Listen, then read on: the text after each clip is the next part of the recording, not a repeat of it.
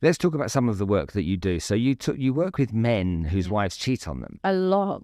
Everybody's wife's cheating these days. Okay. It's so bad. Goodness me. Wives need to, they're all cheating at the moment. Maybe it's the ones that I deal with.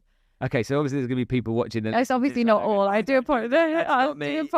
I'm talking about just a clientele. I've got a very skewed vision of relationships because I attract and I work with those that are suffering. But there'll also be people listening right now in a car with their partner. Yeah, your wife's cheating, guys. If you think she's cheating. No, I'm joking. Oh, God forbid. So give me examples of, I mean, stereotypically, historically, we have been told time and time again by society that men cheat, women aren't the cheaters, men are the ones that cause the problem. I always ask myself the question, if men are cheating and women don't cheat, then who are the men cheating with? You know, there's got to be, it takes two to tango. But anyway, what are the reasons that you've learned that women cheat, and are they similar to why men cheat? Or and in terms of scale, is it as many women cheating as men, or is the data telling us something else? I think what has happened is because society's conditioned us to tell us that men cheat and women don't. Men don't look for the red flags. With women, you come home late a few times and she's already suspicious. You don't reply to her text, she's already suspicious, because we've been conditioned to think that's a red flag. Men aren't trained to think women cheat.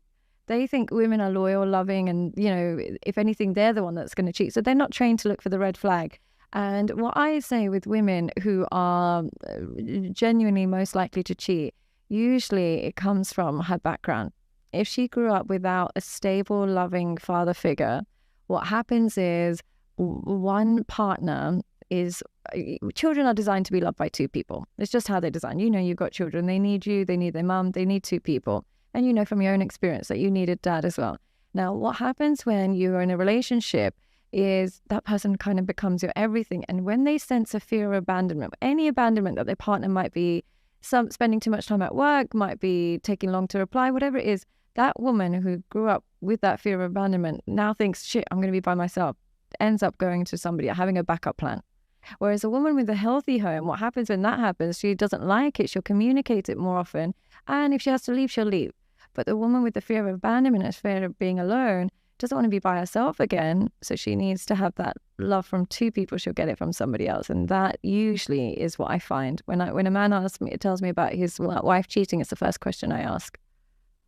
It's a sad reality, though. It's a shame. Because I don't want to in any way judge it. But when you've had no father figure at all, it puts a lot of pressure. Women need to be loved. They need men.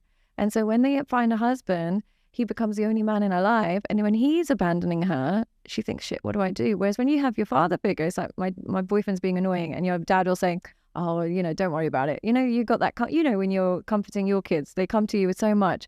And then your dad gives you that financial security if you need it, and he gives you that emotional security if he gives you that buffer. Now, without that, it's very hard for women when they start feeling like a bit abandoned. I'm not blaming anybody, but that's usually what I find is some kind of childhood trauma.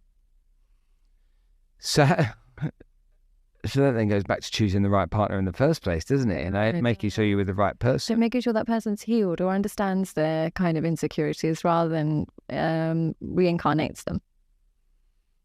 But I don't know. I mean, I'm sitting there thinking, who's cheated? Everybody. I would say usually when people have gone through a broken home environment, doesn't mean there's anything wrong with it, because I'm sure you gave them lots of unconditional love throughout it. But it can lead to two responses.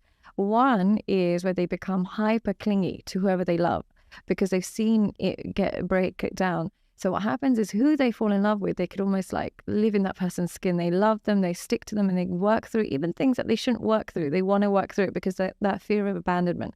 Now, that fear of abandonment in another child can lead to complete independence.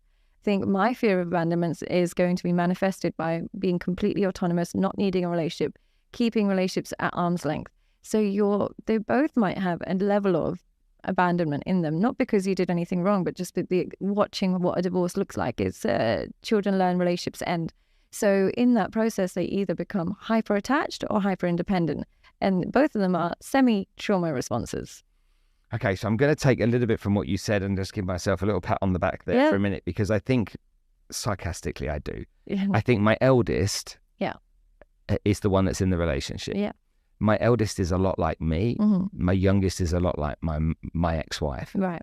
And so if my eldest has found that way of, looking for the calm, that's because of my wonderful parenting skills, and that's just connected to me. And so but now you're quite calm in relationships, and are you stable? And wow, it's a really deep question, because the answer that I would give you versus the answer everybody else would give you might not be the same. Right. From the lens of a partner?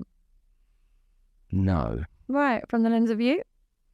No. So what are you talking about? I think I want things to be calm. Yeah, you're craving calm. And I don't want things to be.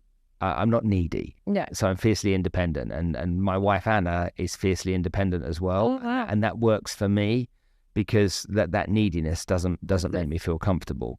But also, there isn't a romantic bone in my body. Okay, so you have that avoidant kind of independent trauma response, where you love space, you love independence, you could live separately, it wouldn't bother you. You are quite guarded emotionally, so your partner might sometimes wonder what you're thinking or feeling. And you love that person, you want to be with somebody, but you don't want to be emotionally intimate all day, every day. So you like them in the house, but you don't want to be talking all day, every day. And do your own thing. Does that sound a bit familiar? Yeah, really familiar. And then what will happen is sometimes your partners question if you love them or not, because you're so strong with or without them. You do love them, but your love is an avoidance style, where it's like, I love you, but I'm going to